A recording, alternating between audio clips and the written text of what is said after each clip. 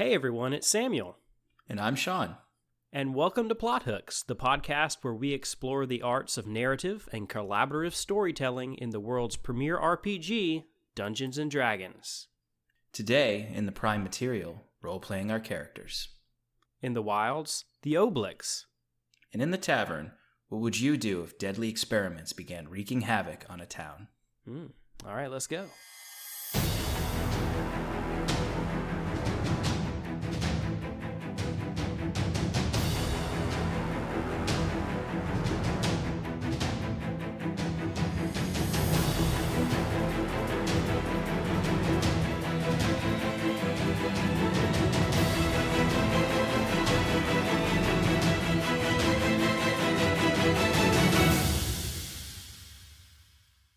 Well, thank you very much for joining us, Sean. Thank you for having me so much. I noticed how awesome Shannon's was, and I'm excited to be here. Yeah, we're excited to have the DM from Advantage in Paradise in. I know, obviously, the show has already been plugged, but tell us a little bit about what y'all guys have going on right now. I know y'all guys just launched your merch shop and obviously continuing on with the weekly streams. Just give us an update about what's going on. Yeah, definitely. I honestly keep forgetting we've launched the merch shop and forgetting to plug it anywhere I go. So I'm glad you mentioned it. But every Monday night we've got the Advantage in Paradise and Sunday nights with Tim and Shannon for their Power Hour. We are in the works right now of adding another show to the weekly lineup. Awesome. Now that I've actually moved to a new apartment and have good internet now, I am probably going to be doing a show. Either it might start off on Wednesdays but it might shift to Thursdays, but it'll be at 8 p.m. Eastern Standard Time. It's going to be a little DM's corner with me where I'll just talk about different things about the campaign, answer lore questions from the audience, and it'll probably start off with some map making, actually, some cartography. Awesome. So I'm excited. We're excited to launch that. But yeah, we're keeping on, and we're excited to see what comes next for Paradise. Yeah, it's great. Been loving to see y'all guys hit all the milestones for the viewers on your streams, and excited to see y'all guys grow.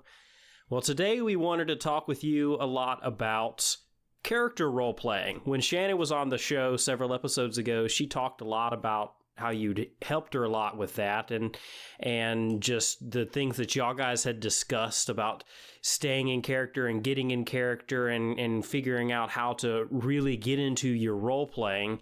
And we wanted to just pick your brain a little bit and have a little conversation about that today. Before we get into that, just a couple of announcements to get out of the way. Remember to follow us on all our social media. You can find us on Twitter, Facebook, and Instagram. Subscribe to us on YouTube if that would be your preferred way of listening to the podcast. We would also appreciate you giving the podcast a rating wherever you listen to it. And finally, it'd be awesome of you to support us on Patreon. Lots of perks up there for our patrons, including all the homebrew information for our setting of Carrick. Your support either way is just really appreciated. It helps us make this podcast even better for you each and every day. All right, with that out of the way, character and role-playing. So, when I first started out in Dungeons & Dragons, staying in character, getting in character, the actual role-playing part of a role-playing game, it was the hardest thing for me. We've all played, growing up, tons of video game RPGs, whether we're, playing a first-person game like Skyrim or MMO RPG like World of Warcraft or Elder Scrolls Online. We're used to pretending to be a character, but actually physically acting out that character than just pushing buttons on a controller is a big step. And it's intimidating, at least it was for me. It's a big leap from going to playing games where you're just going through the mechanical motions to actually putting on the role player's hat and pretending to be someone else entirely. So when you were first getting started in role playing, where did you start? Yeah, that's a great question. So like when I first started, my first campaign was not role play heavy, or at the very least it was, from the get-go, I was always interested in like getting into that role playing side. And I remember my very first game I've ever played of D&D, the DM we like started on this boat going to like a new world type setting. And I was the first person the DM was like called upon to RP essentially. And I'll never forget that moment where like everything I prepared went out the window for the character. And I was just like, I don't know if this character has an accent. I don't know who they are anymore. And it was really hard. And I agree. I think it's something that you get into tabletop, I think, because you have some interest in, maybe not. Maybe it's not your whole interest, but you don't really, I don't think you're really ready for it until you're in it. Yeah. And then it's just going from there. Yeah. Yeah. There is a certain amount of, no matter how many tip videos you watch, you're always just going to have to go through some sort of trial by fire, right? Yes, totally. It's hard to prepare yourself completely. So as you were growing, and what things did you kind of quickly discover in that first initial campaign, which you were able to kind of get into that character a little bit more from the initial shock of it all? Yeah, so I mean that campaign kind of took a left turn from there, and there wasn't as much opportunity to get into character as I would have liked. It's part of what inspired me to start my first campaign as a DM. I had sensed the small times that I was able to play in character that I wanted to play more character, more in character, do more role playing, and it's what inspired me to start my first campaign. Before I got into that, though, I was like, if I'm going to DM and I have barely played, I need to really figure out how to get into character and not only character, but multiple characters. Yeah. You know, there was a point where in that campaign, me and the DM felt like most of the time it was us role playing against each other, where some of the other players weren't as into getting into character. And I found in those moments that slipping into character, the very first thing I tried to do was getting, well, one, finding their voice, but two, bringing in some physicality to the acting. That was something that I learned early on that really helped, even when I wasn't getting to be as in character as I wanted to. Doing some physical representation of the acting was such a huge help for getting in character, especially with a table where some other people weren't as in character. Whenever you were planning out a new character, is that kind of where you start? You kind of start with their voice and maybe some of their physical mannerisms and then build it out from there as far as actually how you're handling things at the table? Yeah. So, sometimes it'll be very clear where I want their voice to be, whatever their vocal tones are. But I usually will actually start with the physicality first these days when creating a character, because that represents so much of the vocal tones of your character, how they physically carry themselves. Is this a more high class noble background character who needs to lift themselves, sit more upright so that the voice has a bit more airiness to it? Or is it something where your character has bad posture and sinks into themselves? And even I'm not even really doing anything to my voice, but leaning forward in my chair right now is affecting the way I speak. And yeah, absolutely.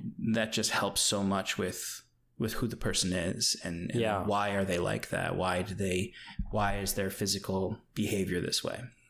Yeah. And there's a few different things which people always point to as far as getting into character, and that physical posture, the physical changes.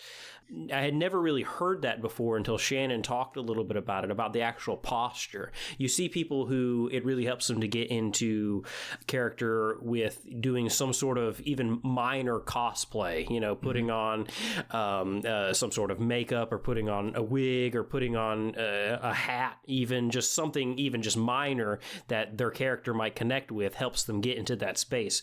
But the actual physical mannerisms, though, are things which really puts you in that place personally.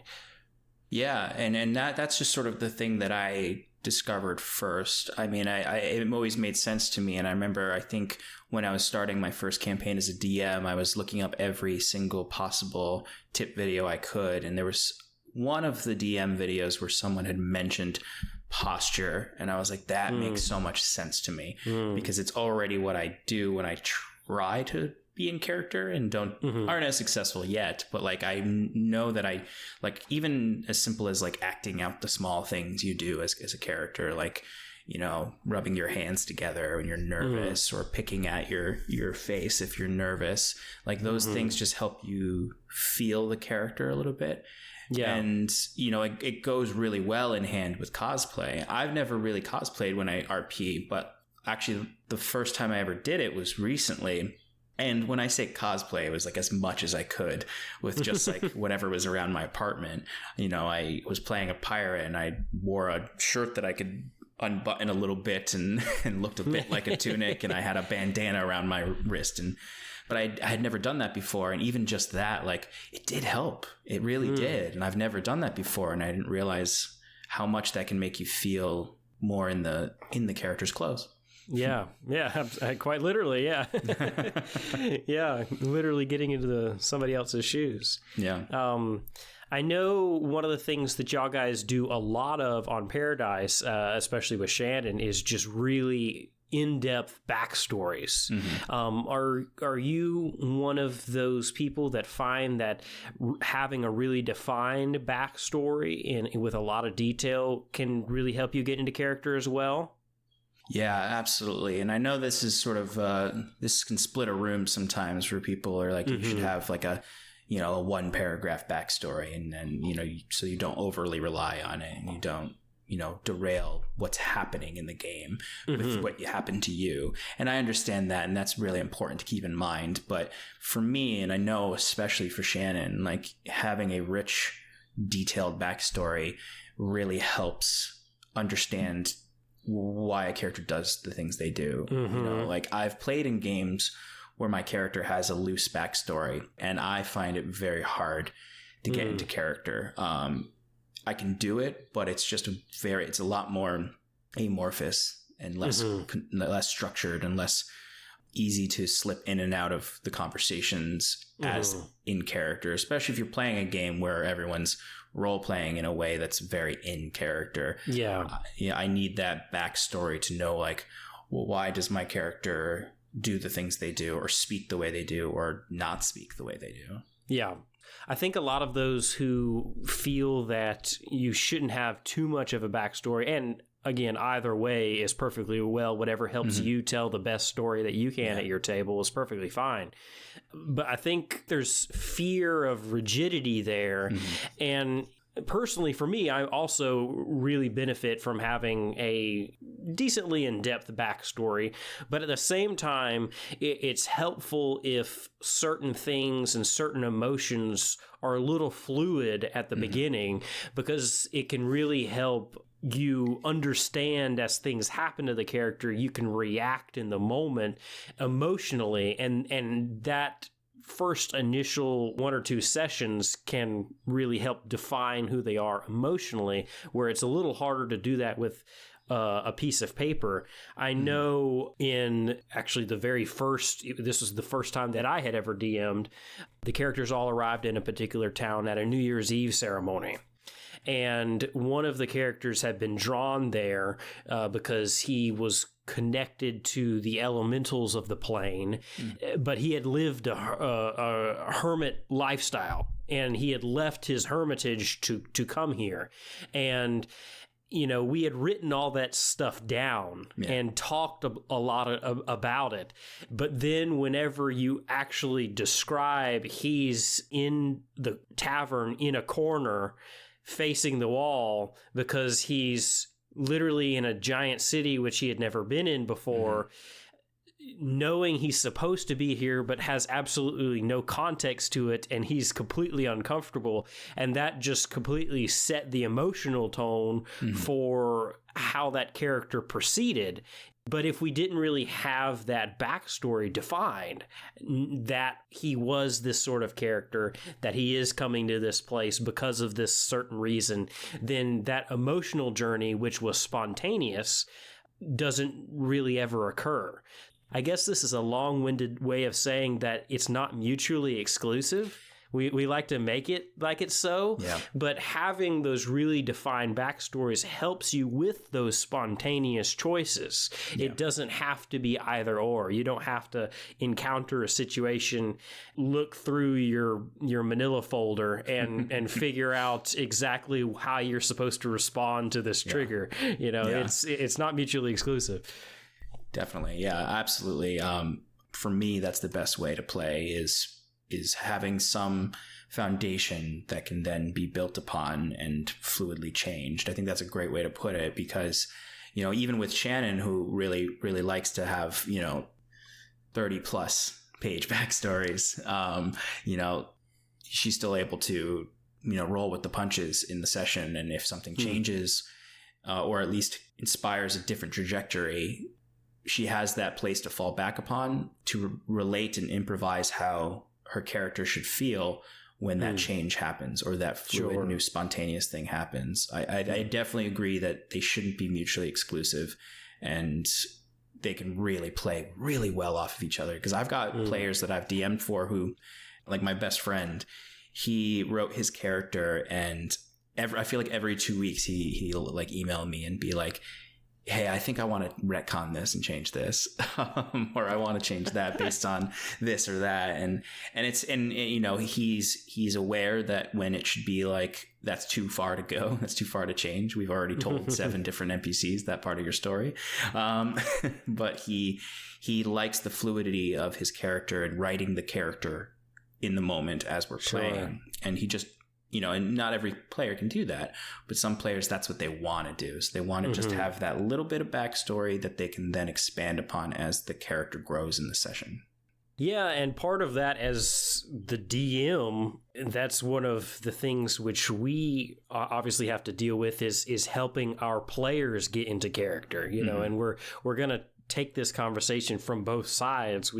There's lots of things that we can do personally when we play and when we as dungeon masters try to get into the head of an NPC, but there's also different things that we can do to actually aid our players in their role playing and making sure that we facilitate that.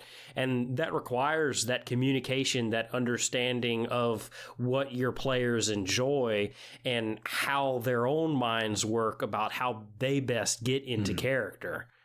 Absolutely. And that's just such an important part of being a DM is that communication with your players and how best to make them feel comfortable, because some people, you know, things that you might suggest to get them in character, they just might not want to do it. It might not even be that they're uncomfortable with it. It's just not their thing. You know, like some people really don't like accents or like trying accents. Other people want to do accents, but they're afraid they'll get laughed at the table or something like that. So finding out what is that specific player's needs is really important there for getting them in character. Like that same person who likes the fluidity of his story, he started playing with no accent and was struggling a lot with it. And then I was like, you know, just do an accent, you know? And he was like, I don't know if I can. And I was like, well, you know, just practice it. We can practice it. And, you know, it doesn't have to be great. Like it doesn't have to be perfect. It just has to be something that helps you get into character. And he just took off from there when he chose to do an accent, and it hasn't stopped since, much to the chagrin of the other players sometimes when he's talking and talking and talking in that accent now. Now, talking about the backstory or the various things that you come up with about what you think their physical posture or their vocal intonations, is there a particular part of a backstory that you feel like if you're sitting down to play a character, you feel like you absolutely have to develop this fully in order to get into a character's head? Yeah. So, I mean, some characters, I guess it depends on the character. Some of them I need to, or I want to write down a actual physically written story. So like Shannon and I have worked together on both of her characters' backstories, our home game and our stream campaign. So with Scarlet, we really sat down and had a lot of meetings to discuss what her backstory is, because Shannon had a lot of ideas and wanted a really robust backstory, like her home campaign character, who we had a different approach where Scarlet, we have like a nice Google Doc with bullet points and some plans to write down physical stories. Her other character, we have just written stories. So like her whole backstory are just these series of short stories we've written together. The one thing that I think every character needs fleshed out is where they've come from. You know, if it's the town the campaign's starting in, great. If it's somewhere else, it's just the only thing you really need to know when you get into when you're bringing your character to the table is why are you here, and what got you here? Because that's going to be the most pressing thing and the thing that will come up the quickest. Other things can come from that. You don't need to know what you've been doing up to that point, but where you started I think is just super important, and it's going to really determine a lot of those other things. Like if you grew up in a small village, you're going to have certain qualities, you know, and, you know, ultimately a lot of it comes down to how much you want to put into that. But at the very least, knowing where you came from will help you respond to NPCs. It'll help you understand if you want to take that quest or not based on your origins. It's sort of, you know, I think some players just use the alignment system for that. But I think it could be a little bit more dynamic when you think about your origin and why your character is lawful good. All this is obviously talking about getting into character, and that's an important part that has to come in first. The second challenge that you face anytime you're at a table is how do you stay in character once you're there in game? How do you go throughout an entire session, especially ones where the party is split and there's long periods of time where perhaps you're not even physically there? How do you stay in character in the moment? Yeah, that's probably, I'd say that's sometimes even more challenging than getting into character, is staying in character.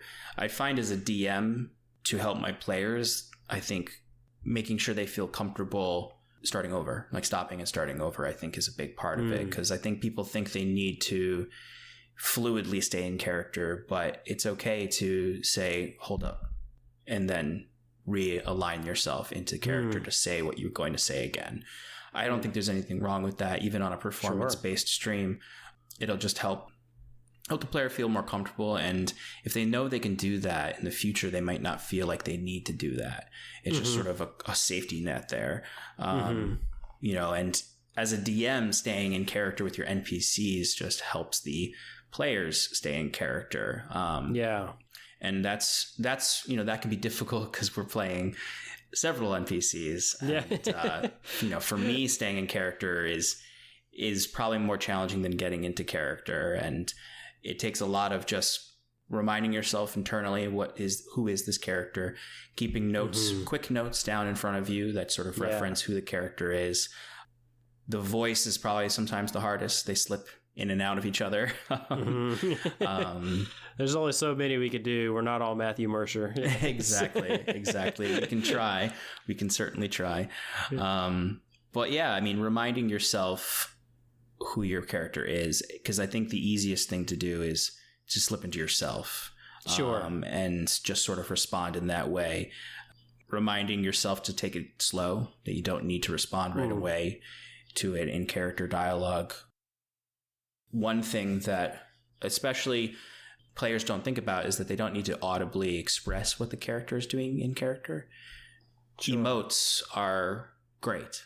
You know, just saying my character walks over to the window and sort of leans down and puts their head between their arms and just sort of takes a deep breath. Like that can say more than, you know, a clever line that you're trying to come up with than, you know, emotes are something I think a lot of people forget they can do, is that they can say what their characters are doing.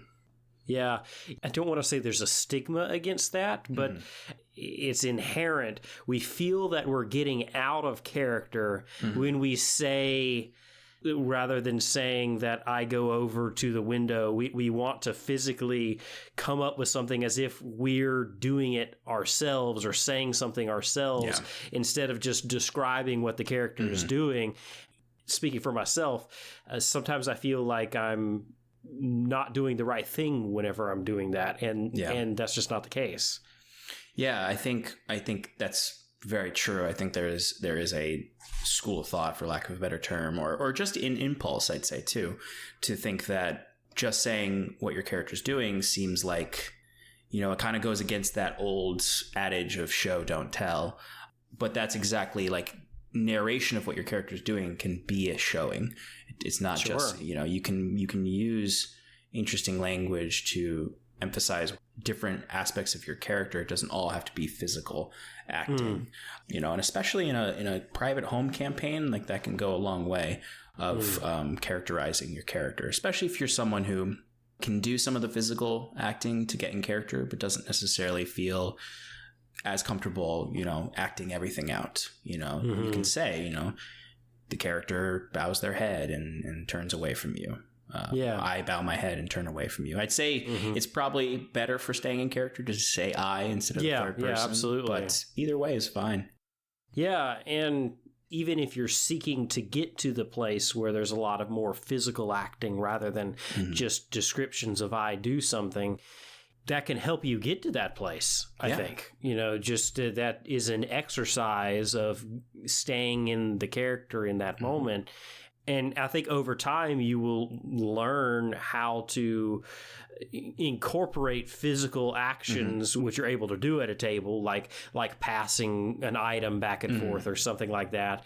You're able to incorporate those physical actions, as you get more and more used to describing those actions, and they just kind of become second nature. It's just something we learn as we get more and more accustomed to role playing.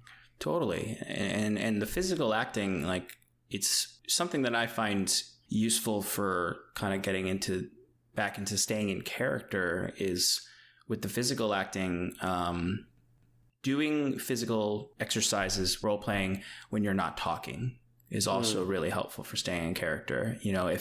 If your bard is talking up the guards, you're the lawful good cleric who doesn't like lying to the authorities, like cow yourself a little bit or show that you're upset about it, cross your arms, scoff a little, this type of physical acting when you're not the one spotlighted, is useful for staying in character, and you don't need to do it in a way that is for anyone else but yourself. Sure. You don't need to be trying to take any of the spotlight from the bard.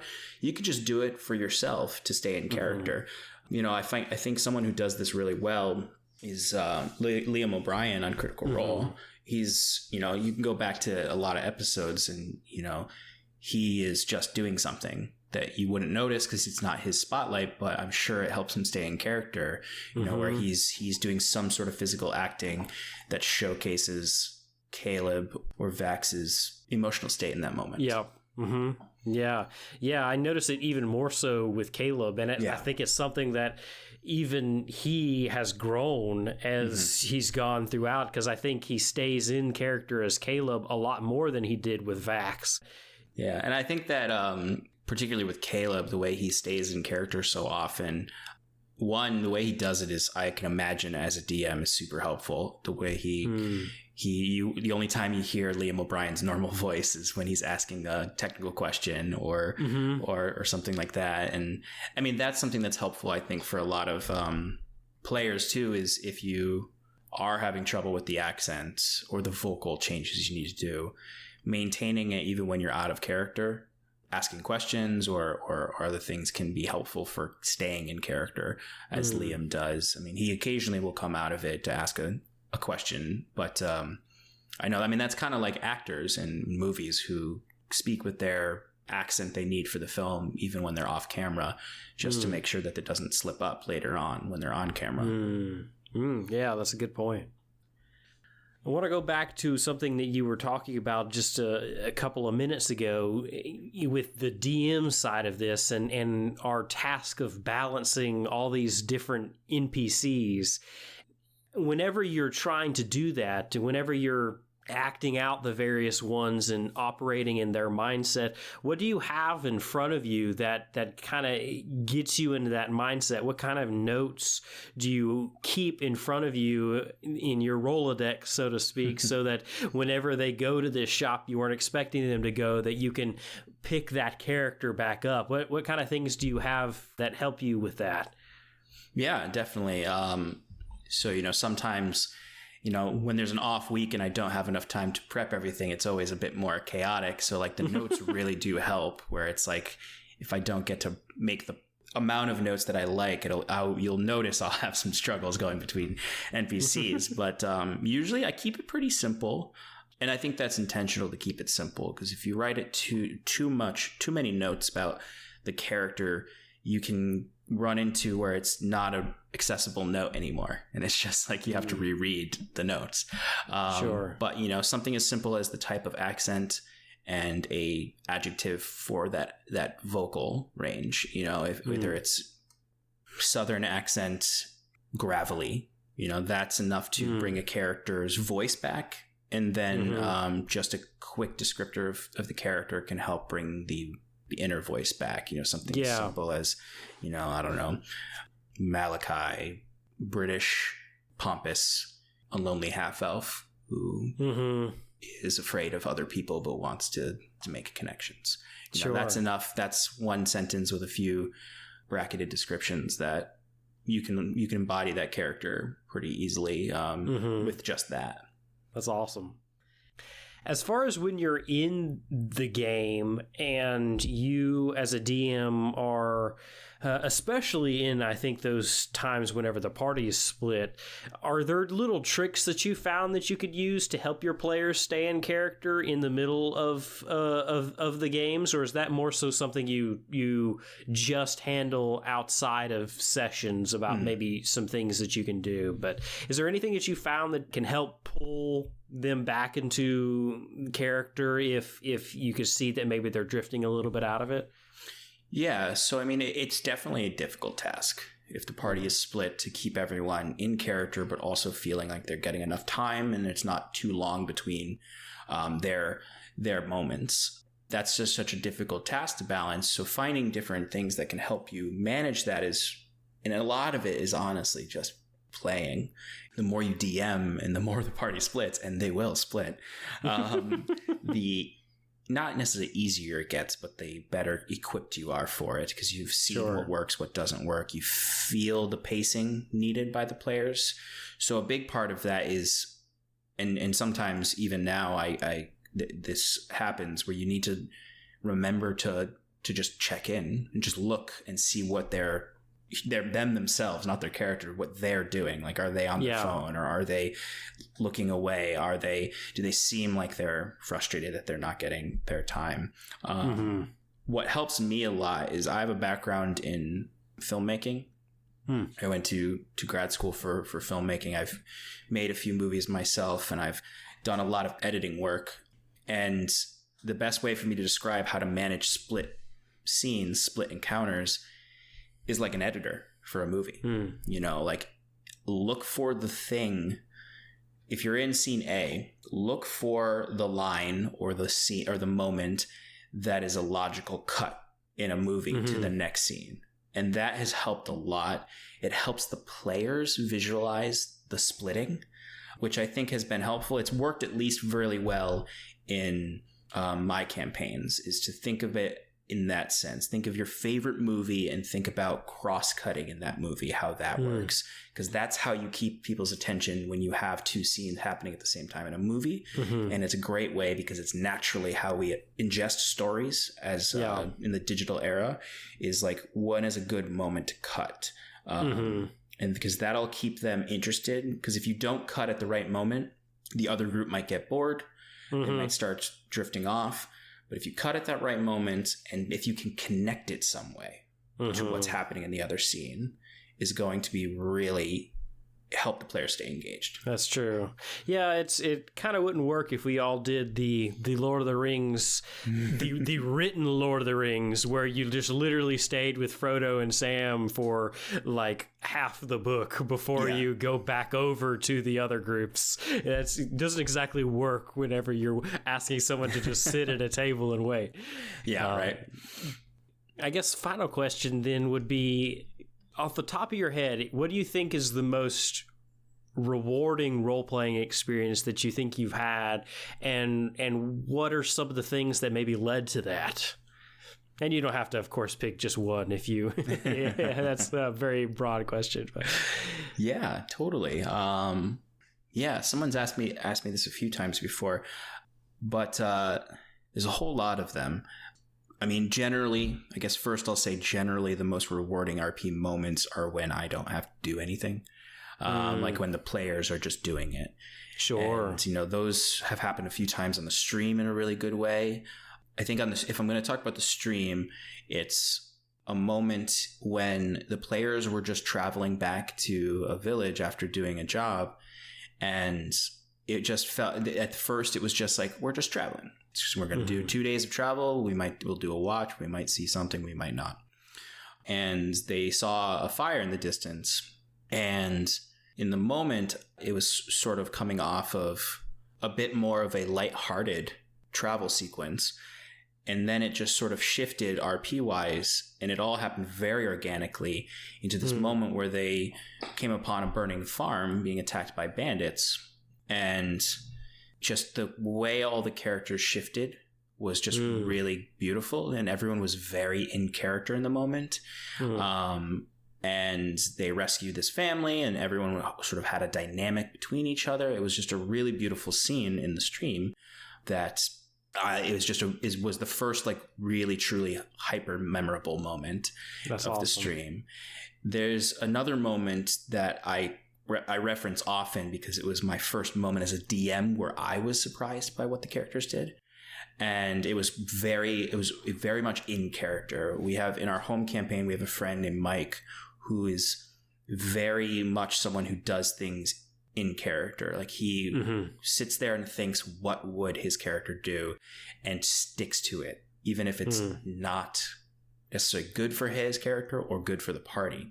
And they were tasked with, classic sneak into the port town that's held by the rebels and take out the leader so that these rebels would disband or surrender to the army that was coming in. And there's this big sneaking moment where they have to sneak by these patrolling guards. They get by, the party is split, and he fires his like grappling gun he got a while back up to a window in the fort, climbs on up, and in my head I'm like, oh, he's going to immediately throw the rope down to let them up. Doesn't do that. He goes inside on his own and starts investigating, and I'm like, okay, all right, what's going on here? As the DM, I'm like, all right, I got to figure out what's going on. And I'm like, okay, he's just looking so that he can confirm they're in the right place. He finds the door that leads to the boss, and he peeks in, sees the boss at his table with all of his magical experiments, things like that. And I'm like, okay, he's going to go back and get his friends. And then he just looks at me and says, I want to go in. I open the door and walk in. And I immediately was like, do you want it stealth? And he, it didn't like process in my mind that the character would just walk in to the boss's room. And he was like, no, I just want to walk in. And I was like, okay. And then he proceeded to talk to the boss, and very in character, did it all for in character reasons too, not just sort of like, let's see if we can. He's a bard. It wasn't just like a bard, like, let's talk our way out of the conflict. It was all for in-character reasons, because he had like an interest in discord and sowing chaos amongst this rebel group and the military. So he came in and he confessed that the party was there to kill him. And it was just such a great scene, such a dynamic scene. It helped me be in character for a new NPC. And it's one of the most memorable moments in our campaign. And I think any of the table would say the same. That's awesome. Yeah, that's great. And it's those moments that, we really get. The more and more we get into our characters, the more and more we role play. It's those moments that we're looking for. It's those moments that we want to facilitate as DMs. It is certainly a process. It is not something that comes easily. It's not something that you have to feel like you have to do perfect right away. It's also not something you have to feel like you do to any sort of certain level. Just whatever's most comfortable for you and your table. Find what works and role play to the best of your ability and tell some great stories. Well, I think that'll just about wrap up the prime material today. What do you say we head over to the wilds and talk about some gross stuff. Let's do it.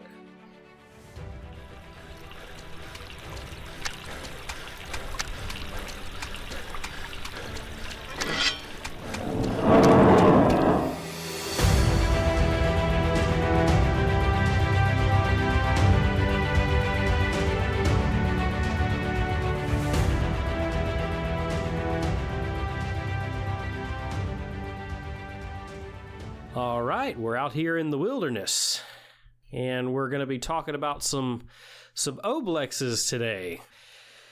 As if oozes were not nasty and disgusting enough on their own, the mind flayers had to come along and make them worse. And these are beings that were created by the illithids by experimentation on all the normal oozes that live in the Underdark, and it sort of ends up creating a mind flayer ooze that feeds on memories and intellect. It's a rather freaky creature, and what is it about these you like so much? So a lot of my campaigns it might not be the main focus, but there's some sort of eldritch horror aspect to them, and mind flayers just scream that. And oozes are just, they're so, well, one, they're iconically D&D, the idea of just these like gelatinous creatures that just exist and are a problem. Sure. And I like games that play with the mind and memories and intellect, and these are just such creepy monsters that, and I like the idea that they're just sort of like illithids that just are only driven by the hunger for the memories and intellect. And even if you're not playing with Forgotten Realms sort of lore, they're just great creepy enemies. Like you could just stumble upon a town that just has an oblex that's in the basement of the tavern, and it's just controlling all the tavern workers and just feeding on the town. And that's it. Like that's its only thing is like, this is the town I feed on, and I've been doing it for 10 years. Hey, that's an absolute awesome way. I hadn't considered it. That's a great way to use them too, since they can, as they grow older, there are 3 varieties listed. You can find them in Mordenkainen's Tome of Foes on page 217. There are 3 varieties, from the Oblex spawn to the adult Oblex to the elder Oblex, and those more powerful ones can just create numerable copies where they impersonate people whose memories they consume. And that's rather interesting to have an Oblex in the basement controlling the bar hand and the waitresses and waiters as they travel around, just feeding off of the patrons every evening. Right. And then you can stick with the Oblex's theme where it's got that sulfurous smell. Just call the tavern the Stinky Egg, and it's just this ridiculous tavern. And like if you're in like a comedy or ridiculous campaign, like maybe the Oblex just always wanted to run a tavern. Hey, absolutely. Because they're also like one of the few oozes that like you can kind of give it like it can speak. It has like the impersonations that can kind of give it a more interactive feature. Yeah, and that is an interesting thing. I don't have in front of me the intelligence scores of the gelatinous cube and the black pudding and stuff like that, but the Oblexes are very intelligent. Even the spawn itself has an intelligence score of 14, and the elder has an intelligence score of 22. Like, they are not dumb. They are not just creatures that seep around driven by hunger from a solely primal sense. They are driven by hunger, but they aren't stupid. They aren't stupid, not at all. And when they get bigger, they've got all of those innate spells they can tap into, and there's like you can imagine like just like an ordinary gelatinous cube. It's just sort of there, but like this thing can cast some spells. The elder, I think, has even stuff like telekinesis and dominate person, and a few that are even more powerful. It even can cast a charm person at 5th level just at will. Yeah. They're very, very strong. The Elder being a challenge rating 10, but they are, again, just really interesting to use as stories. They're great horror monsters just because they're so creepy. If you want to use them as part of a Mind Flayer arc, or an arc where you're encountering things that have been experimented on, like with Kavarn in Critical Role Campaign 1 right in the beginning there in Craghammer, and we'll discuss that aspect of it more in the Tavern. But, whether you want to have them actually be affected by Mind Flayers in your setting or by something else, that is an interesting way of introducing perhaps the fact that there is a sinister force at work. Is there, these things are around. Great to randomly encounter in a dungeon. There's just so many little things about them, like the fact that, we said they impersonate people, and you mentioned that it's not perfect, though. They smell slightly like sulfur, and they're also connected to the main Obelix body with a tiny 1-inch strand of goop. They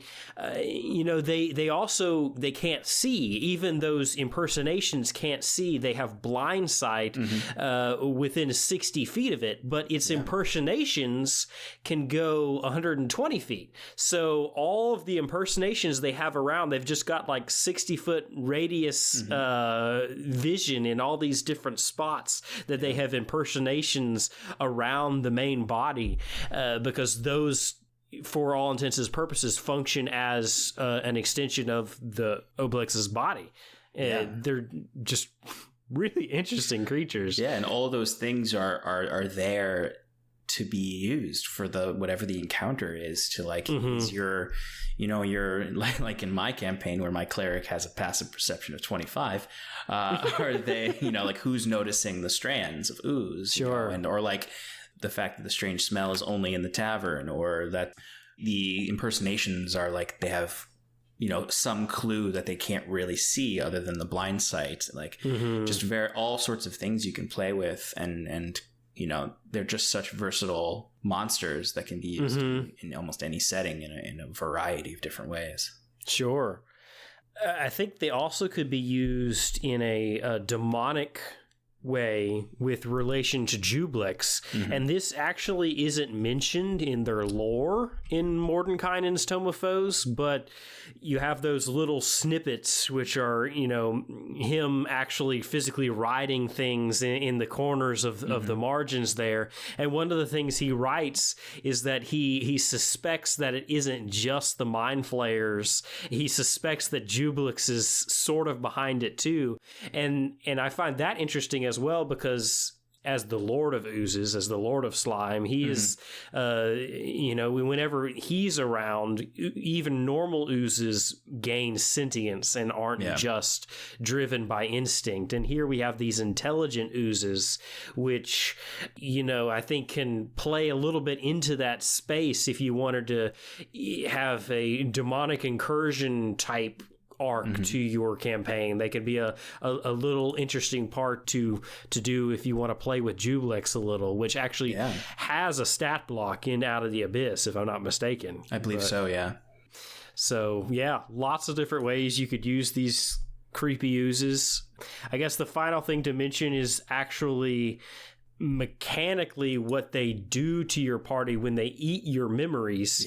Is what they're doing is they're basically reducing all your abilities by a dice at a time. So the first time it happens, if you fail your save, you're losing a D4 to your checks. You're then losing a D6, D8, all the way up to a D20, where you all of a sudden just go unconscious for an hour. But once he gains some of your memories, if you can find a way where this Obelix can escape, you can find some really creative ways to really mess with your party way on down the line as well, with related to this creature.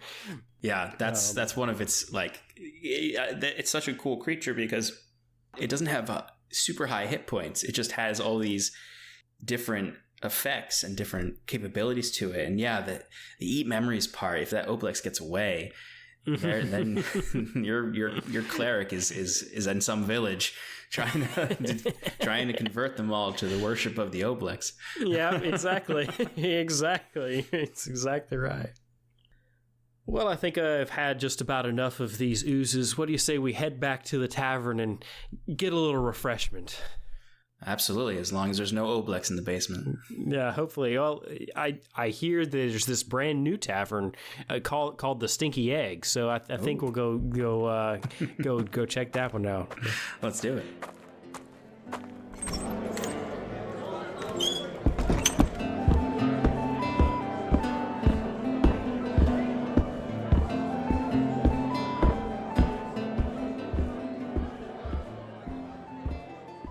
All right, back in the friendly confines of the tavern.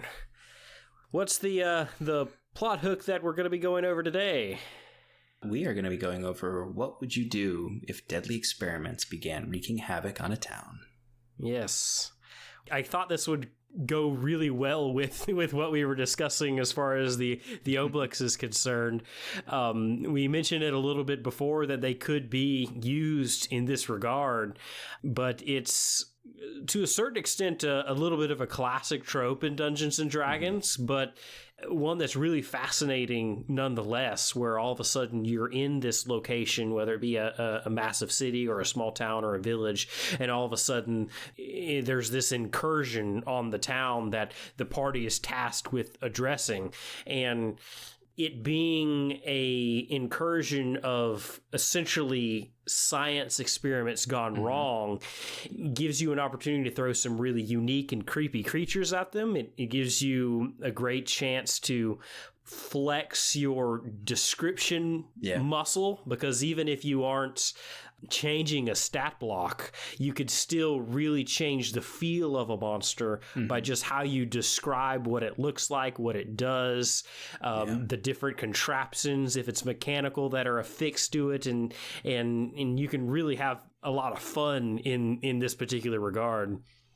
Yeah, I this is a type of hook that you can definitely do that in. Like, that's just something I love doing in all my campaigns is don't necessarily change the stat block, but let's get a little interesting with how we're describing these experiments or these monsters. Yeah, absolutely. Yeah. Depending on the level of the creatures that you happen to use that they're experimenting on, this is one of those types of quests that could be a great low-level one, even one that unites the party in session one. You know, if they all happen to be in this particular town, if they all happen to be in Imagine sets, so to speak, and their town is suddenly beset by attacking zombies every couple of days, the party can then be recruited and grouped together to destroy that threat. And that's one of those not too long arcs. You know, it might be 3 or 4 sessions where you discover what they are, discover where they're hiding, and then spend a couple sessions going and eradicating them and then getting your reward. And it could just be a great session one, type of plot hook. But it could be a high level encounter too, if something like a lich is making amalgams of flesh in his laboratory. And I like plot hooks like that where it's flexible and you can use them no matter what portion of the campaign that you're in. Yeah, absolutely. And it sort of recalls sort of classic tropes of the undead incursions or things like that, but you can do so much with them and you can have a lot of fun with making it your own. But yeah, it's super versatile, and that's even great too if you're in a long-term campaign and maybe you start in a town called Machinset and there's some fungal zombies there, and then they take care of them and they're gone for a while, but then who knows, maybe they'll come back later in a higher CR. Yeah, hey. And there are lots of CR creatures you could use, whether you use a more powerful, the Gears of War, the locusts are gone and now the swarm is here, or but you could also just use different types of creatures, the the obelisks that we mentioned. You could have low-level zombies and skeletons that are being experimented on by a necromancer. You've got chimeras and other sorts of creatures in Dungeons and Dragons which are explicitly stated as being created through experimentation. Golems, most constructs, various creatures that however you want to come up with a creature that has been altered in some way. There are lots of different creatures you could do this with. And you mentioned constructs, and constructs are a DM's best friend if they're trying to pursue this kind of arc, because we often think in our minds like constructs. Oh, we think of like golems or animated armor or other like sort of inanimate things, but a construct could be anything. It's just got to be constructed and made. Yep. So, you could think of, fleshy amalgams from the Lich, or you can think of these fusions of flesh and material, or really anything that can be a construct, and you can flavor that. And that's another place where you can get into those interesting descriptions. One of my favorite constructs are like in any kind of like, maybe a hag's lair or a village that's being overrun by some kind of druidic cult or something, the like wicker constructs and like things that are made up of what would normally be just sort of like the ingredients to some sort of curse or spell. Like I know in my home campaign I use these wicker creatures that are part flesh, part plant, but also parts material and bone, and they're just fun because they're really cool to describe. It's very, very cool to describe all of these things. It's always the grossest stuff which we get the most joy out of. We love to see the cringes on our players' faces as we describe certain things. I ran a Call of Cthulhu game once, a one-shot with my play group, where it was set in the Great Chicago Fire, where the cause was something else. But they got to do things like fight the zombie cow that had knocked over the lantern, and just describing the eldritch horror which is built into that system is very, very fun. 100%. Yeah.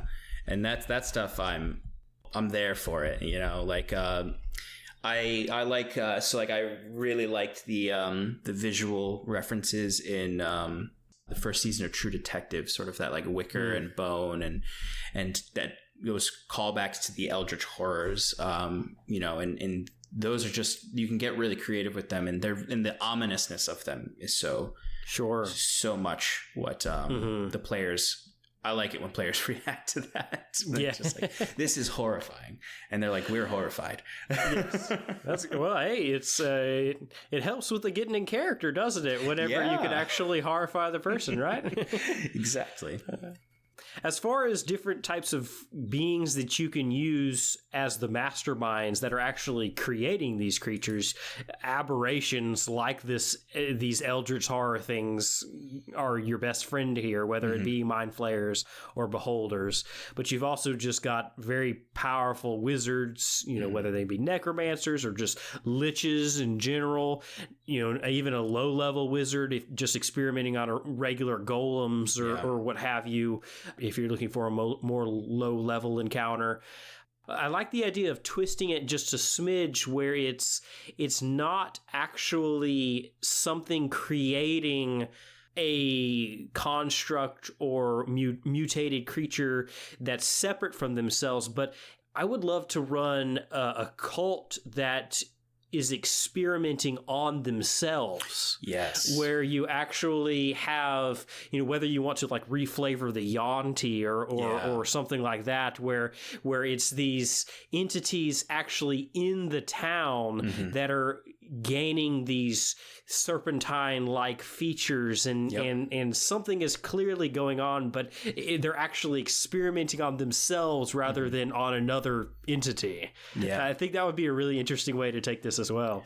Totally, yeah. That's something that I've thought about as well, and I've always wanted to, incorporate into any campaign. It's just like, you've got the construct, you've got the experiment. It's sort of like taking like a sci-fi setting where like humans augment themselves with technology, take that into a fantasy setting, and they're augmenting themselves with these magical experimentations. Sure. Yeah. And that's such an interesting thing. And if you're tying it to a cult, and there's sort of typical classic cult things where it's like, oh, you're, almost like a more evil version of, Mercer's drow, who have their ascension and the and all of that, like to take that and put it into a cult where it's like, well, now I have a snake arm, or now I'm like infused with, ooze even.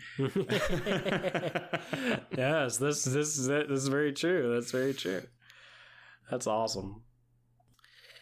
Well, I think that'll just about wrap up this episode of Plot Hooks. Why don't you plug the show and where people can find you and your stuff online? Yeah, absolutely. Thank you so much for having me. First of all, this was such a great time. It was so much fun. But you can find us pretty much Twitter, Instagram, social media at Paradise RPG. That's Paradice. It's a pun. We're sticking with it. And you can find me and the crew over at Paradise every Monday night at 7 p.m. Eastern Standard Time for our flagship show, Advantage in Paradise. We're about 30 episodes in right now, but it's still a great time to jump in. It's still fun to see you all live, and we are working hard on getting our backlogs up onto YouTube and all podcast locations, so you can catch up if you'd like to. Awesome. We also have a show every Sunday called the Tim and Shannon Power Hour, and where we do recaps for the show, do speculations, talk with individuals from the community, just to get to know those around us a little bit more. And we are going to launch a new show, potentially either Wednesdays or Thursdays. There'll be an announcement on our socials. That'll be at 8 p.m. It'll be with myself, the DM, Sean, where I will be going over campaign lore. I'll be doing a lot of map drawing. I might just play some video games sometimes and chat about D&D. Sure. Just be a general DM's corner, and hopefully people can join us for that. But yeah, we're real excited to be growing, and we're real excited to participate in things like this, chatting with the community, getting to know people, and just talking about cool stuff like Oblexes. Yeah, absolutely. Well, we appreciate you joining us. Thanks to all of you out there for listening. From all of us here at Plot Hooks, from Sean, of course, and from me, Samuel, from Matt, Mike, Steve, Dave, Zach, Becca, and podcast pupper Ellie. We will see you all again next week for another episode of Plot Hooks.